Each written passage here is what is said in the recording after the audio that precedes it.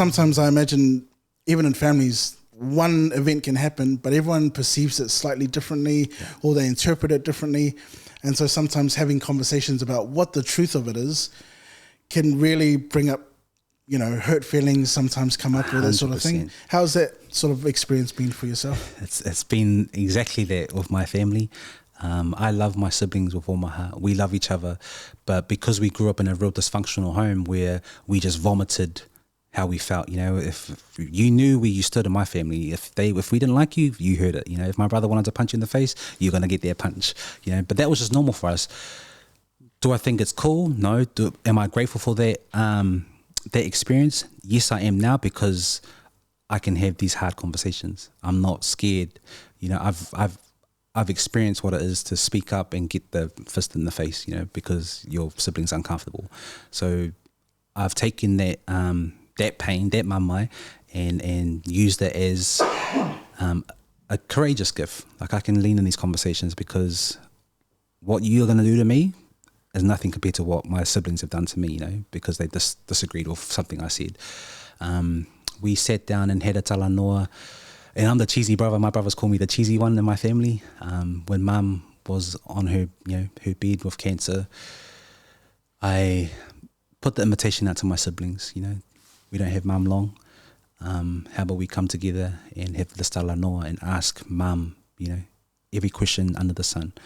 Ask her the why this, why that, why you stayed with dad, and ask dad as well. Let's have this hard conversation. Of course, their response was like, no, we ain't doing that shit. But I said, but we need to, let's not leave any stone unturned. Let's have this talanoa of mum. And so we did. We had this talanoa of mum. We sat there with mum and dad, and I started the conversation. I asked my dad, why were you so mean to my older brothers? Especially one brother in particular.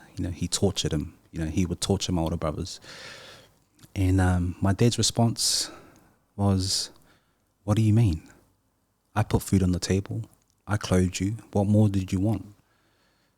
When he responded there, I was like, he had the chaos that he perpetrated in my childhood didn't register. In that moment, I knew then my dad's mental health is not well. And since then, the research I've done with asking, his sister, my aunties and uncles, I soon learnt that my dad was also tortured. That his dad, my grandfather, would strip him naked and make it and punish him and do, ridicule and humiliate him. So he was only a product of his environment. Does that excuse the trauma he, put us through? No. But it makes me understand why dad is the way he is. So again, that was my invitation. That is not who I want to be.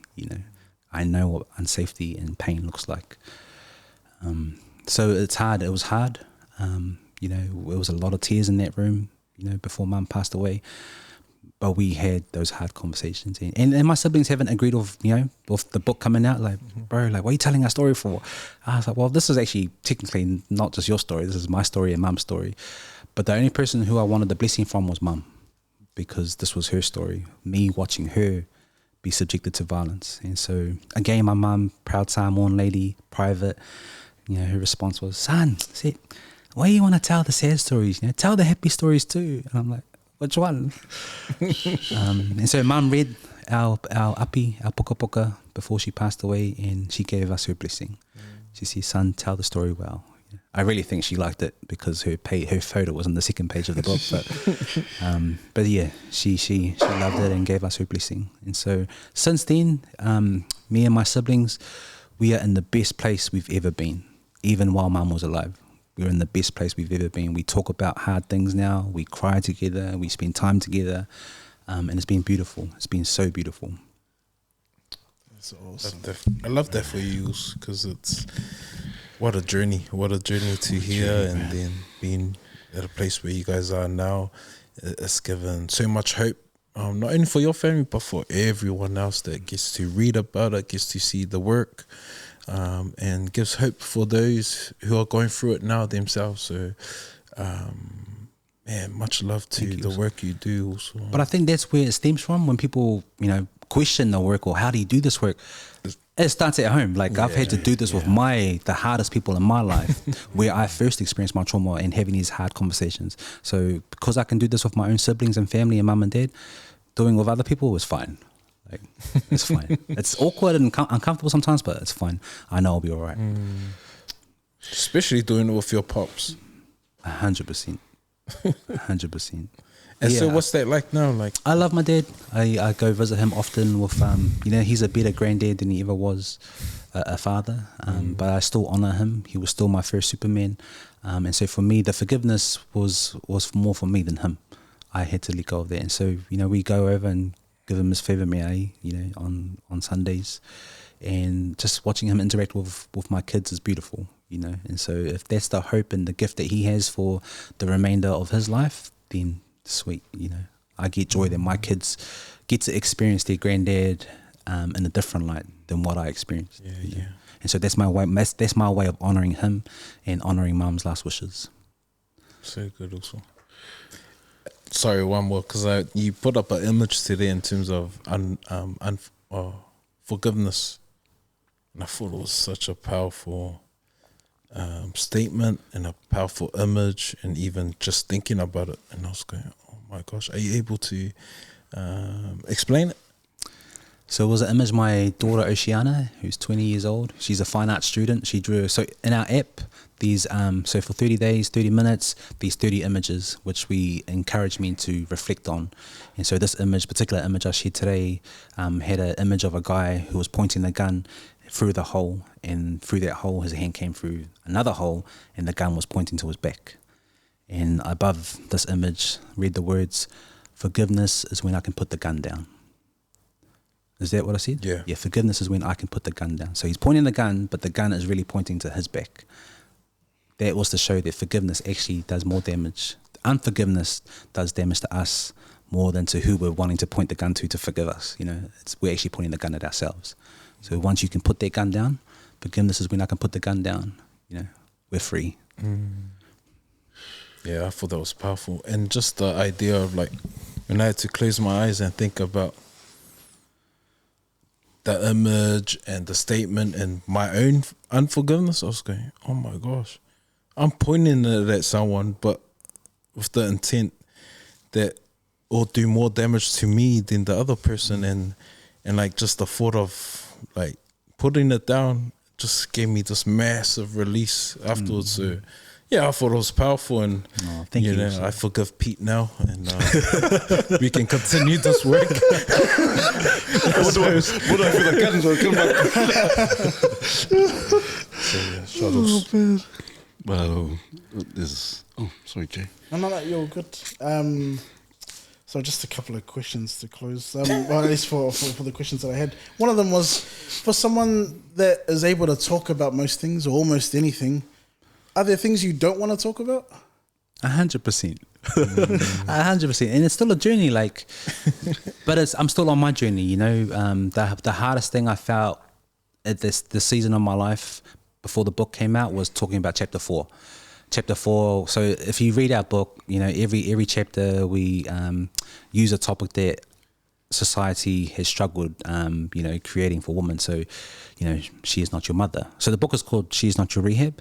So each chapter, we had to pinpoint and dismantle what rehab was. So men have often used women as their mothers. They try and find their mum and their partners. So she is not your mother. She is not your father. She is not your porn star.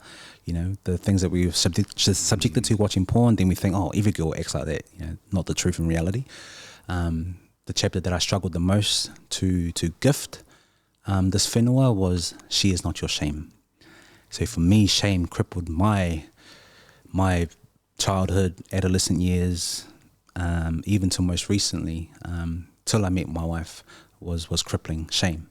And so that shame I shared in the book, when wifey came up to me and she goes, "Do you want to share about it?" I was like, "Share what?" I said, "Share about this."